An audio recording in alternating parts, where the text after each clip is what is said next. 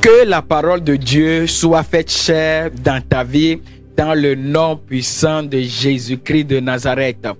Nous sommes à notre 12e numéro de la maison de prière et je suis votre serviteur Jacques de Jésus et l'émission c'est tout de suite.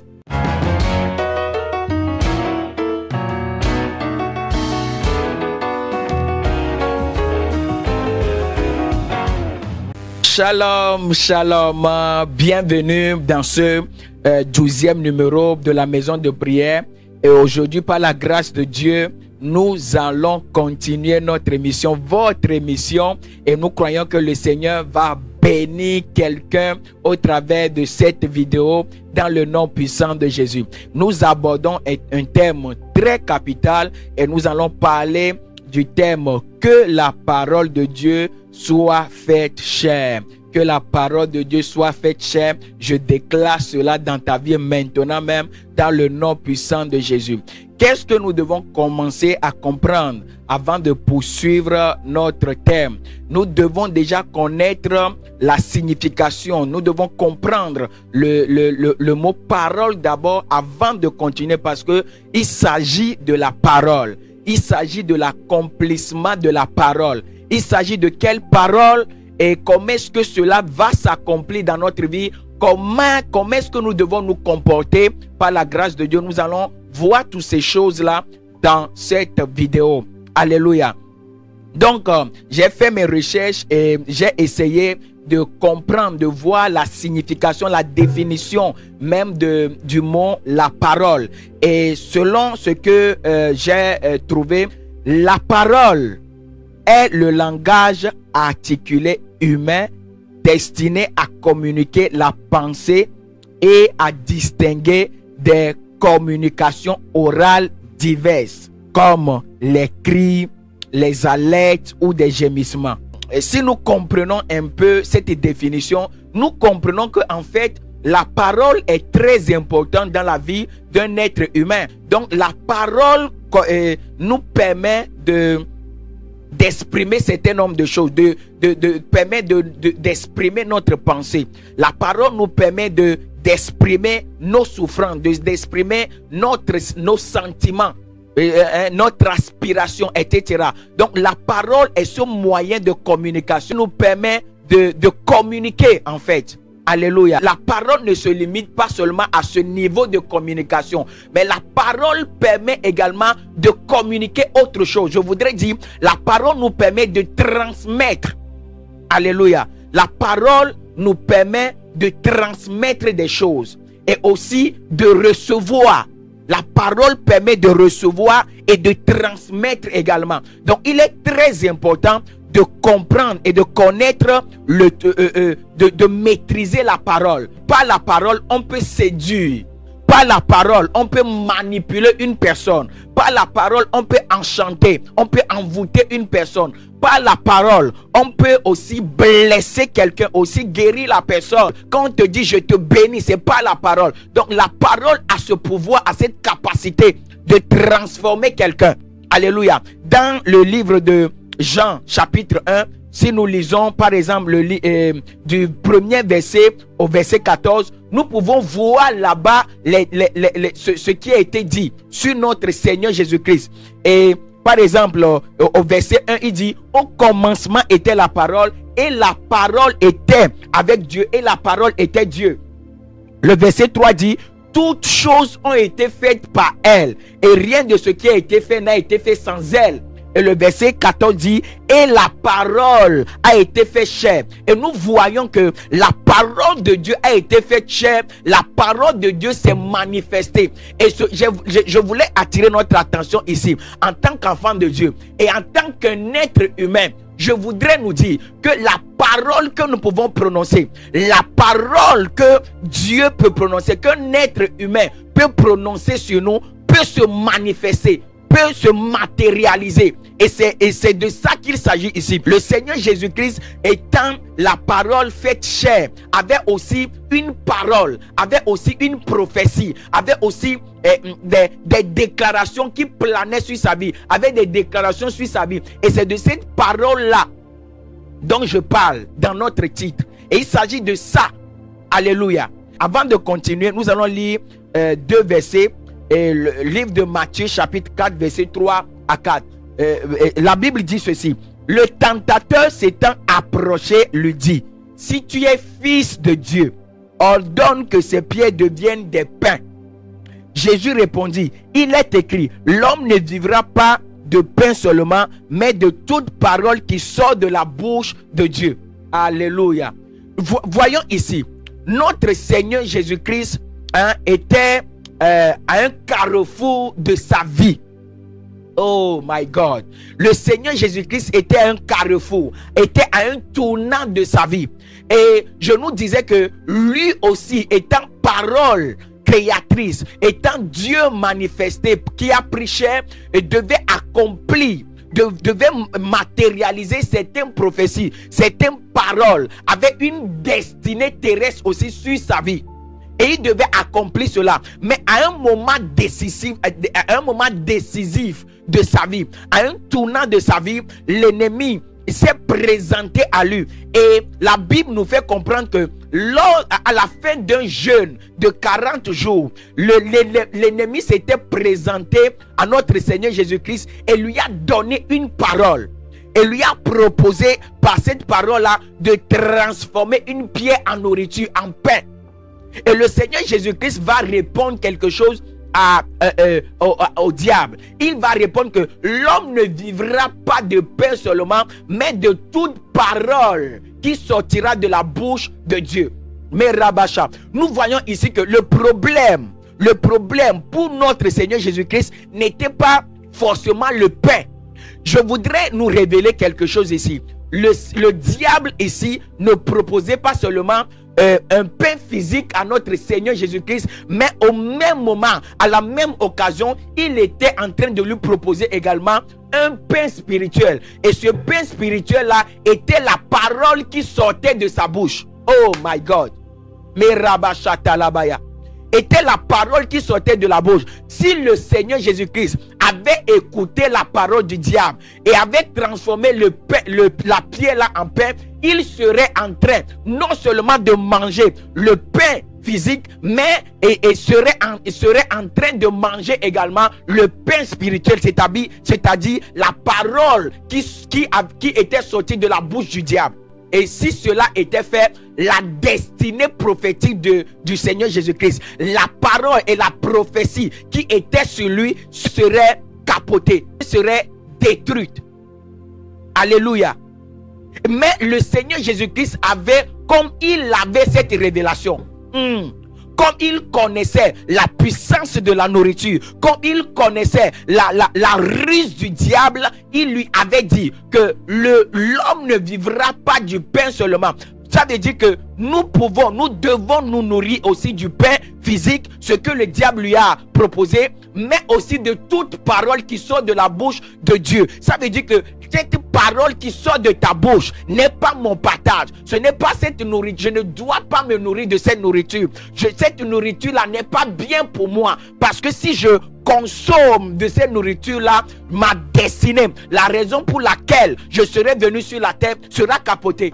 Donc, dans le jardin d'Éden, il y avait cette proposition. Le diable s'était présenté également à l'homme par la femme et il lui a proposé, il lui a donné une nourriture. En fait, il lui a donné deux nourritures. Et non seulement la femme, l'homme n'a pas seulement mangé la nourriture physique, mais également à manger la nourriture spirituelle. Oh my God, à manger, à consommer la parole qui était sortie de la bouche du diable. Et la Bible nous fait comprendre que à partir de cet instant, la destinée prophétique de l'homme, la destinée prophétique de toute l'humanité s'était arrêtée là-bas. Et il a fallu que Dieu contourne, oh my God, contourne, cherche d'autres plans pour nous faire revenir dans ce plan originel. L'homme qui était destiné à dominer sur la terre, l'homme qui était destiné à faire de grandes choses parce qu'il a mangé. Oh, parce qu'il a mangé seulement, sa destinée était capotée. Sa destinée s'était arrêtée le jour-là. Nous pouvons donner nous pouvons donner également l'exemple du vieux prophète et du jeune prophète. Du vieux prophète et du jeune prophète. La parole de Dieu, nous pouvons le lire dans le livre de 1 Roi chapitre 13. Comment Dieu a envoyé ce jeune prophète pour faire certain nombre de choses. Et quand le vieux prophète a entendu parler de ce que Dieu avait fait avec cet homme, avec ce jeune prophète, il est allé apporter quelque chose. Il est allé avec quoi? À lui proposer et donner deux choses. Il a donné deux choses à ce jeune prophète. Une parole et une nourriture. Il lui a parlé, il lui a dit des mensonges. La Bible dit que le vieux prophète, tout ce que le vieux prophète disait de la part de Dieu était un mensonge. Et la Bible nous fait comprendre que c'est le diable qui est le père de mensonges. Donc le diable s'était présenté au jeune prophète par le biais du vieux prophète. Et après avoir menti, il lui a proposé quoi? La nourriture. Mandorobo sobrakataya. La nourriture. Et la Bible nous dit que c'est le jour même que le jeune prophète est mort, est décédé. C'est le jour même que la destinée du jeune prophète qui avait cette glorieuse destinée, c'est le jour-là que la destinée s'est arrêtée. Pourquoi? Parce que c'est le jour de sa mort, c'est le jour même qu'on l'a enterré. Marabasakaya. Donc le pouvoir du manger. Le pouvoir du manger.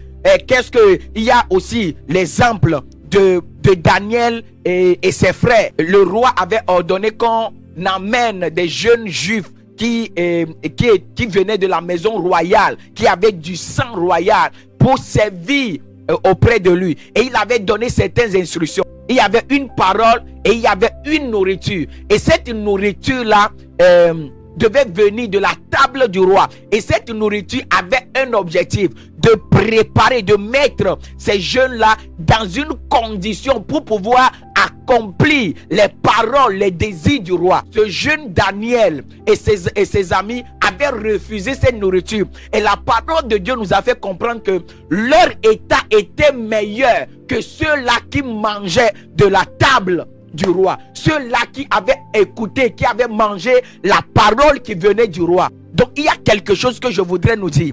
Notre destinée peut s'accomplir et peut ne pas s'accomplir à cause de ce qu'on mange. Et quand je parle de la cause de ce qu'on mange, à cause de ce qu'on mange physiquement et à cause de ce qu'on mange spirituellement. Nous sommes le temple du Saint-Esprit. Si nous avons une destinée qui est spirituelle, cette destinée ne peut s'accomplir que si nous avons un corps sain. Si nous entretenons ce corps. Et ce corps-là aussi est entretenu par ce que nous mangeons. Oh my God. Et scientifiquement d'ailleurs, c'est prouvé que l'intelligence d'un homme peut dépendre également de ce qu'il consomme, de ce qu'il met à l'intérieur de lui. Et par mille moyens, nous pouvons démontrer aussi que nous sommes ce que nous entendons. C'est-à-dire, nous sommes la parole que nous consommons. Et la parole, la question que nous devons nous poser: quelle est cette parole que nous consommons? Ce que nous consommons spirituellement, ce que nous entendons, sort de la bouche de qui? Ce que nous mangeons et physiquement vient de qui? Et quand on parle de nourriture, souvent on parle du ventre. Et vous savez très bien que quand on dit que quelqu'un travaille pour son ventre, on sait que la personne travaille pour l'argent. Alléluia. La personne travaille pour l'argent. La personne travaille pour le manger, pour la nourriture. Donc la personne cachée derrière cela, c'est maman. Donc je voudrais nous dire que s'il y a quelque chose qui peut nous empêcher d'entrer dans notre destinée, qui peut empêcher à ce que les prophéties, les paroles de Dieu ne s'accomplissent dans notre vie, c'est bien ce que nous mangeons. Qu'est-ce que nous mangeons? Qu'est-ce que nous consommons spirituellement? Quelles paroles nous entendons? Et quelle est la motivation de tout ce que nous faisons? Est-ce que c'est le pain qui est la motivation de tout ce que nous faisons? Est-ce que c'est maman qui est la motivation de ce que nous faisons? Donc, je voudrais nous dire que nous devons vérifier ce que nous mangeons. Nous devons vérifier ce que nous entendons. Alléluia. Et la parole de Dieu dit dans le livre de... Nous allons entrer dans la prière très rapidement. La parole de Dieu dit dans le livre de Hébreux chapitre 4 verset 12 que car la parole de Dieu est vivante et efficace, plus tranchante qu'une épée quelconque à deux tranchants, pénétrante jusqu'à partager âme et esprit, jointure et moelle. Elle juge les sentiments et les pensées du cœur.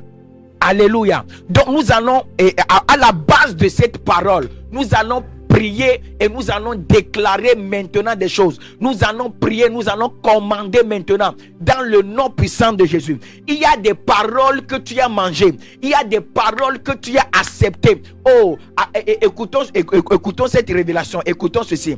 Quand le diable avait fait ses propositions au Seigneur Jésus-Christ, le Seigneur Jésus-Christ n'avait pas accepté la nourriture, n'avait pas accepté la proposition, que ce soit la parole ou bien la nourriture, le pain que le diable proposait à notre Seigneur, il l'avait refusé. Donc je voudrais nous dire, avant qu'on ne prie, que nous avons la capacité de décider de ce qu'on mange.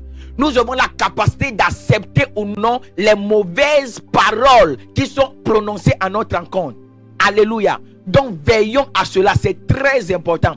Et nous allons prier que toute parole que nous avons acceptée dans notre vie, toute parole, toute motivation qui nous conduisait autrefois et qui a détruit nos vies et qui a éloigné la présence de Dieu et de nous, nous allons prier maintenant que par la puissance du Saint-Esprit, que toutes ces paroles-là qui nous détruisent sortent de nous au nom puissant de Jésus. On nous bénit par la parole. Et si on veut nous détruire également spirituel, c'est pas des incantations. Et les incantations se font par la parole. Donc toute parole que nous avons reçue, toute parole qu'on nous avait lancée et qui détruisait notre vie et qui empêchait la manifestation de notre destinée, qui empêchait la manifestation d'une prophétie, d'une parole de Dieu dans notre vie, nous prions maintenant que toutes ces paroles-là sortent au nom puissant de Jésus, que toutes ces nourritures-là sortent maintenant au nom puissant de Jésus, que ce soit des nourritures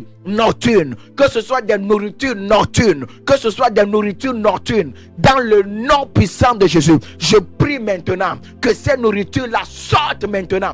Sortent maintenant. Tu vomis ces nourritures maintenant au nom de Jésus. Que le pouvoir, que l'influence de ces paroles-là s'arrête maintenant au nom puissant de Jésus. Que toute parole ou bien toute nourriture que tu as mangée, oh, qui t'a affaibli, que ce soit sur le plan physique, que ce soit sur le plan spirituel, ou bien qui t'a détruit des nourritures spirituelles, des nourritures nocturnes, ou bien des nourritures physiques, mais qui t'ont détruit dans le nom puissant de Jésus-Christ de Nazareth. Je commande maintenant que tu vomisses maintenant ces nourritures, que l'influence de ces paroles-là s'arrête maintenant dans le nom puissant de Jésus-Christ de Nazareth. Tout envoûtement prononcé contre toi, oh, qui te détruit et qui a arrêté ta destinée, dans le nom puissant de Jésus, je prie maintenant par le nom de Jésus, dans le nom de Jésus, par la puissance du Saint-Esprit,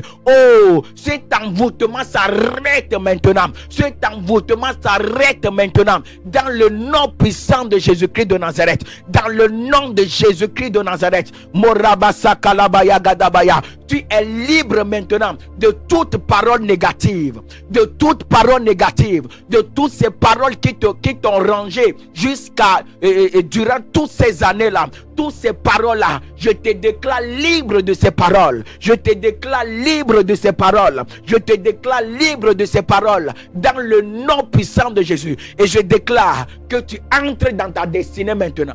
Que tu entres dans ta destinée. Je déclare que tu entres dans ta destinée. Je déclare que tu entres dans ta destinée. Dans le nom puissant de Jésus-Christ de Nazareth. Je scelle cela dans le sang de Jésus. Je scelle cela dans le nom puissant de Jésus-Christ de Nazareth. Mes frères et sœurs dans le Seigneur, nous sommes arrivés à la fin de l'émission de ce jour. Si le Seigneur te pousse à continuer dans la prière, à continuer dans sa présence, oh, sens-toi libre et continue et prie dans le nom puissant de Jésus. Mais par la foi, je sais que tu es libre. Par la foi, je sais que tu es délivré dans le nom puissant de Jésus-Christ de Nazareth. Et nous entrons dans notre destinée et les paroles prononcées, oh, les paroles de Dieu prononcées sur nos vies s'accompliront et se manifesteront dans nos vies. Dans le nom souverain de Jésus-Christ de Nazareth, je voudrais te dire de commenter la vidéo, de partager cette vidéo autour de toi, à tes amis, à quelqu'un que toi-même tu sais qu'il a besoin d'entendre ces genres de paroles. Et je nous dis à la semaine prochaine par la grâce de Dieu. D'ici là, restons dans la présence de Dieu. Shalom.